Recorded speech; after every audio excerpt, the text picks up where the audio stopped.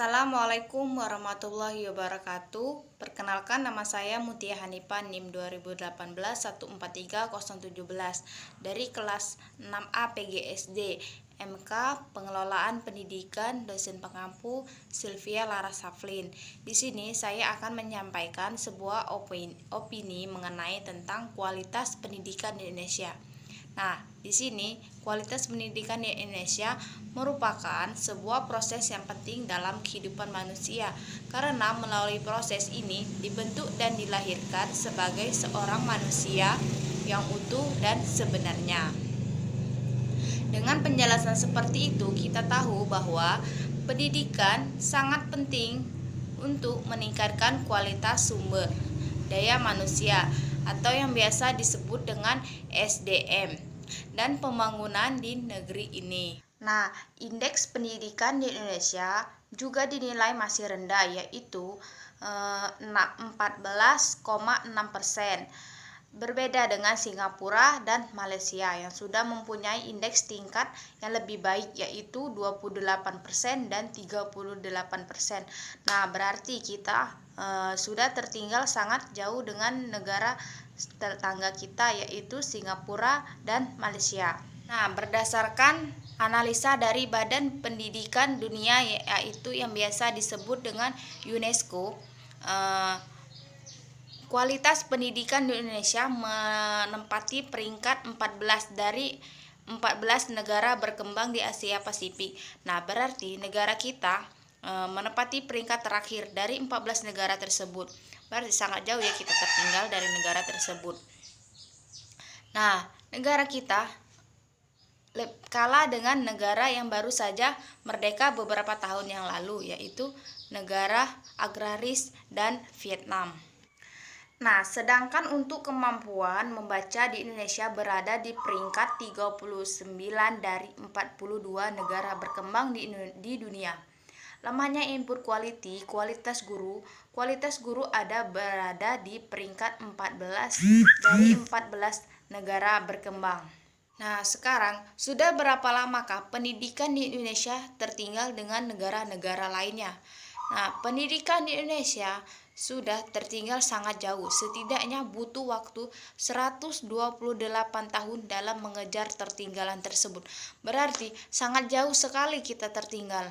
Untuk mengejar ketertinggalan kita tersebut butuh waktu yang sangat lama, yaitu 128 tahun. Berarti sangat lama sekali ya. Menurut Ki Hajar Dewantara, di sini pendidikan umumnya daya upaya untuk memajukan pertumbuhan, tumbuhnya budi pekerti, kekuatan batin dan karakter, pikiran, intelektual dan tumbuh anak. Baiklah, sampai di sini saja opini yang dapat saya sampaikan. Saya akhiri. Wassalamualaikum warahmatullahi wabarakatuh.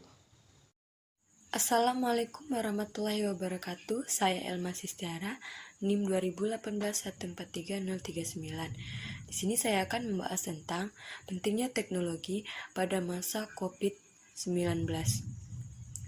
Sudah 1 tahun lebih kita belajar di rumah saja atau daring, di mana kita sangat membutuhkan teknologi atau aplikasi untuk mendapatkan informasi atau untuk menyampaikan pembelajaran kepada siswa agar siswa bisa paham dan bisa mengerti saat kita beri mereka tugas, karena tanpa kita beri penjelasan terlebih dahulu tidak mungkin siswa bisa paham dan bisa mengerti dengan apa yang sudah kita berikan. Nah, dengan adanya Google Meet, kita bisa belajar tanpa harus tatap muka secara langsung, di mana guru bisa menjelaskan kepada siswanya agar mereka paham dan mengerti apa yang akan mereka kerjakan nanti. Selain itu juga, guru harus paham dan harus mengerti bahwa tidak semua tempat atau daerah mempunyai sinyal atau jaringan yang baik. Nah, mungkin ada beberapa siswa yang kesulitan dalam jaringan. Nah, di sini guru harus paham. Dia harus bisa menyampaikan lagi atau mengulangi lagi penjelasannya kepada siswa yang mungkin tidak bisa ikut saat kita menjelaskan pembelajaran kepada siswa-siswa yang lainnya. Kasihan jika ada beberapa siswa yang tidak ikut atau yang tidak mendapatkan sinyal yang baik. Nah, jadi kita sebagai guru kita juga harus paham, harus mengerti.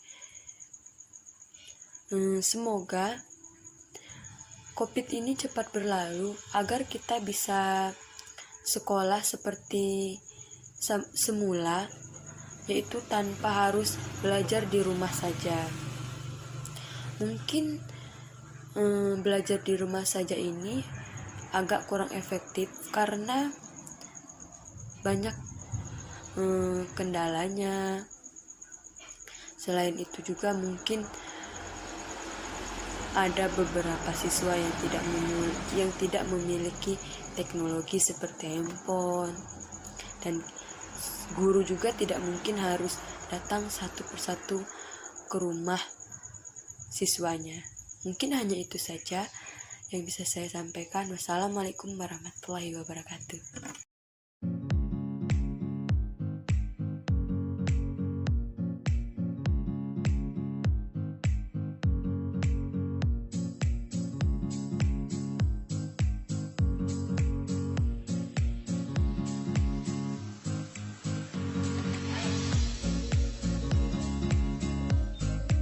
Assalamualaikum warahmatullahi wabarakatuh.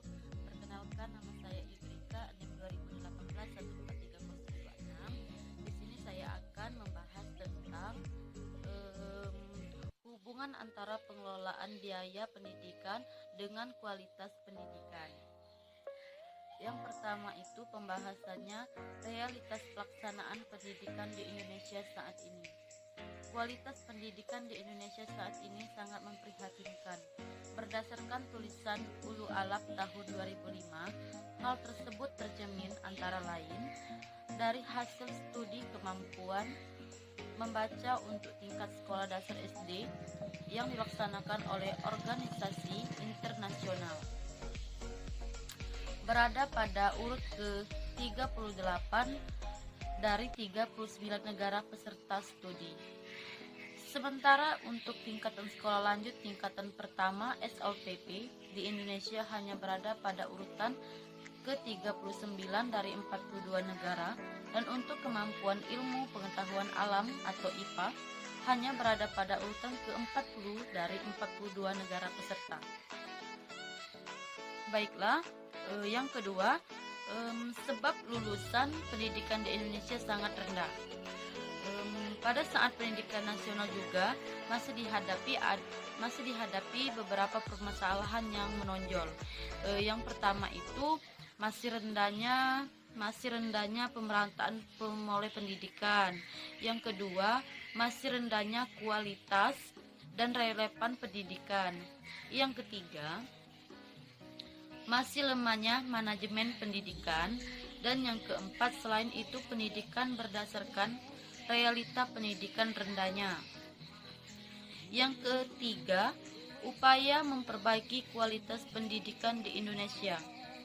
Untuk mewujudkan layanan pendidikan yang mampu mematuhi standar nasional tidaklah mudah, sehingga masih dijumpai